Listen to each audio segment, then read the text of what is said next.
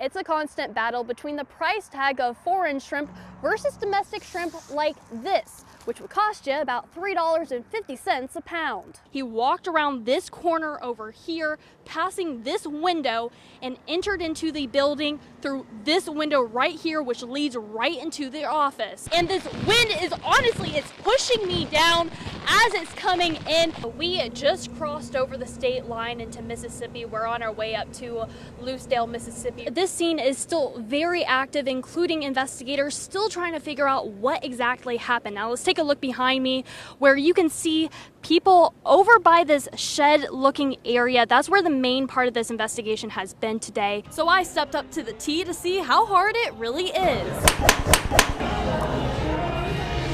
That wasn't too bad. Don't let me fool you, it was bad. This is a historic election.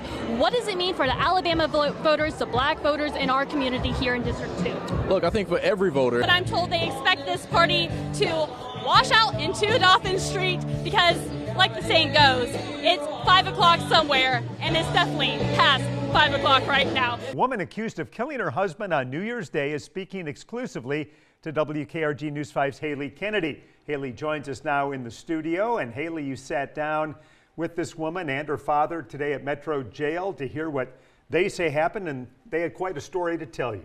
Yeah, they sure did. Genesis Tanksley tells me what Mobile County Sheriff deputies are saying is not true, and that she does not have what it takes to kill anyone, let alone her husband. But she does know who did it. Hands and feet locked in shackles. I've been wrongly accused by law enforcement, and that their job is for justice. Genesis Tanksley is accused of killing her husband, Lazarus Tanksley, early on New Year's Day. He was already shaking, and like you could see his soul leaving his body. Mobile County deputies say Tanksley went to her husband's home, got into an argument, and shot him to death. But Tanksley says that's not true, claiming that she and Lazarus got to the house at the same time. But there was a guy that was there. I noticed him. That guy she describes is a 5'8" male with a darker complexion, but a stranger to her and her husband. She says the man tried to get into the back of her car, asking for a ride. Lazarus came to the right side of the door, and then he opened it. Then, pow, the gun went off. He shot immediately. She says witnesses helped get Lazarus into the car, and she drove him to USA Health, but then left him there. Why didn't you stay at the hospital? Because Lazarus was dead. Leaving him for dead, Genesis says she went back to the house to gather evidence and to go tell her dad. So when she said what she said, I immediately shut down. I can't, that's it, I can't, that's it, I don't want to hear nothing. I can't take this. Andre Kostarfin says when deputies knocked on his door, he already knew what would happen to his daughter. You're going to be locked up tonight, and you're going to be accused of murder. This man right here, that detective, he's going to say you done it. Now Genesis is locked in jail thinking about the person she says killed the love of her life. Lazarus want him arrested, but me, I wouldn't say nothing. You don't want him arrested? I wouldn't try to judge nobody, but if I was God and I had to judge somebody, I wouldn't, it won't be nice. It won't be none good. It won't be none good. Do you want justice? Yeah.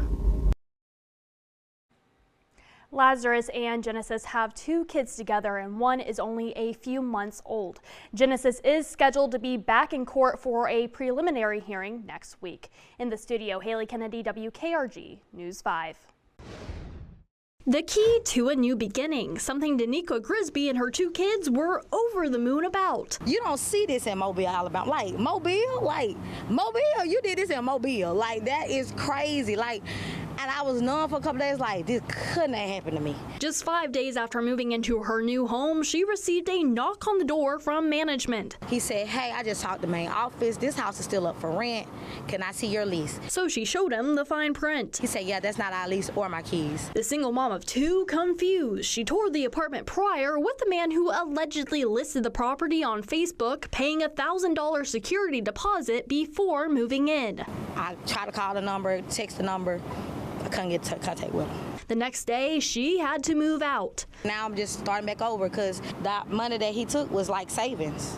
So now I'm starting from zero. Grigsby is not alone in this situation. Shortly after making a post on Facebook explaining what happened, she was added to a group chat of at least 17 other single mothers in Mobile facing the same scam. I really just was like mind blown. Like I didn't know what to do. Kiana Taylor was only in her new home for one night, paying the accused suspect $1,200, having the same disappointing conversation with a completely different property manager. Then I told the leasing company, I was like, well, how did they get your key? And he said that he came out to view their property, and once he viewed their property, he went to a store, made duplicates of the keys, and then posted the ads on Zillow or Facebook as if they were for sale. Now both mothers are still in shock. We not no bums, and we make good money. Like, I'm a CNA. Like, I make good, decent money. Like, we were just trying to put a roof over our kids' head. The Mobile Police Department says that this is an active investigation. Reporting in Mobile, Haylee Kennedy, WKRG News 5. And Haylee, you sat down with his family tonight in Loosedale. Yeah, Roseanne, I did. And you could just physically feel how heavy that sadness was in the room. It brought tears to everyone's eyes as they are now trying to learn how to cope without their MJ. But what bothers me the most, his number was 11. His life was taken away on June the 11th. Dressed in her son's football jersey, the number 11 representing Southern Miss cornerback MJ Daniels, a football star to most, but the first child to Adrian Jackson. He was just MJ. To know him was to love him. You know? I couldn't tell you he had any enemies unless they was on the field, tussling over a ball. But when Jackson got a call from his Southern Miss football coach, mother intuition kicked in, and she knew something was not right. Immediately, she got into her car, making the journey to Hattiesburg. And when she got there, she saw the yellow crime tape. Daniels was found shot and killed in his car Tuesday night outside of his apartment. I was helpless. I couldn't help my baby. There was nothing I could do to bring him back or to take the pain away or to reverse what had happened. Daniels was the joy to every person sitting in this room who now have tear-stained cheeks. He was a person that you could not love him, but to love him. It's just hard for our family right now. My heart's broken. It's broken. Now his family is left with the memories and these pictures of what MJ loved doing most. They didn't know they was taking away a legend. Jackson says she was her son's biggest supporter on and off the field, and that words cannot describe how much his smile will be missed. Reporting in the studio, Haylee Kennedy, WKRG News 5. Welcome in to the 4 on 5. I'm Haylee Kennedy in for Cherish Lombard. Thanks for making WKRG News 5 your #1 choice for news at 4 o'clock every afternoon. The big story at 4, a fugitive on the run shot by U.S. Marshals in Mobile County. The second straight day law enforcement officers have shot someone in Sayrland.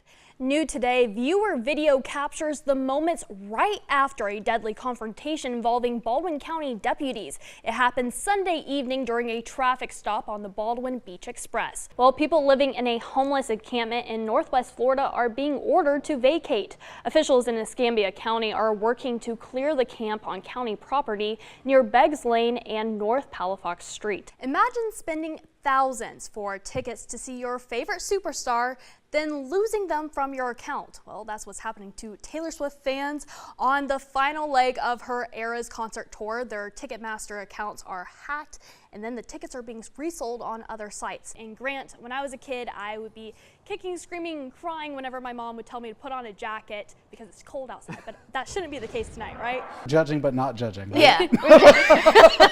it's a judge. Yeah.